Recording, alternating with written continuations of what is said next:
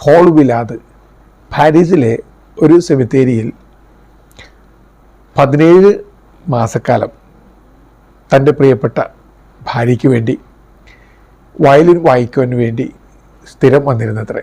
എല്ലാ ദിവസവും അയാളെക്കുറിച്ച് ഫ്രഞ്ചിൽ സിനിമയൊക്കെ ഉണ്ടായിട്ടുണ്ട്. മറ്റൊരാളെക്കുറിച്ച് ഞാൻ കേട്ടിട്ടുണ്ട്. അത്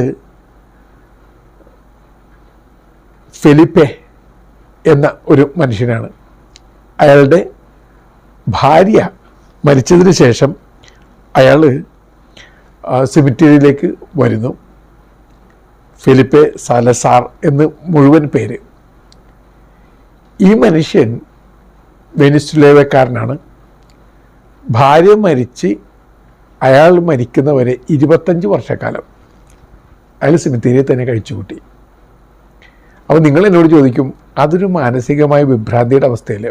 ഇടയ്ക്കൊന്ന് പാട്ട് പാടുന്ന പോലെയല്ലോ, സെമിത്തേരിയിൽ തന്നെ താമസമാക്കുക.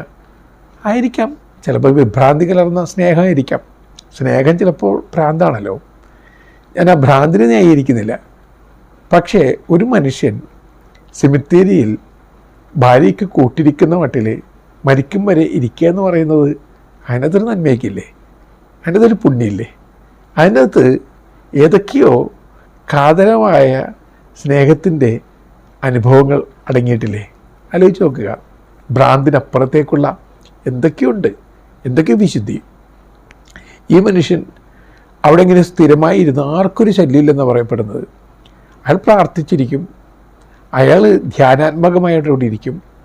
പതുക്കെ പതുക്കെ അദ്ദേഹത്തെ സിമിട്രി ഹെർമിറ്റ്, അതായത് സെമിത്തേരിയിലെ താമസൻ എന്ന ആളുകൾ വിളിച്ചു തുടങ്ങി. ചില ആളുകൾ ഈ മനുഷ്യനിൽ അല്പം ദിവ്യത്വമൊക്കെ കണ്ടു തുടങ്ങി. അയാളോട് പ്രാർത്ഥിക്കാൻ പറയും. അയാൾ എല്ലാവർക്കും വേണ്ടി പ്രാർത്ഥിക്കും. ഒരു ശല്യവുമില്ലാതെ മരിക്കും വരെ അയാൾ അവിടെ കഴിച്ചുകൂട്ടി.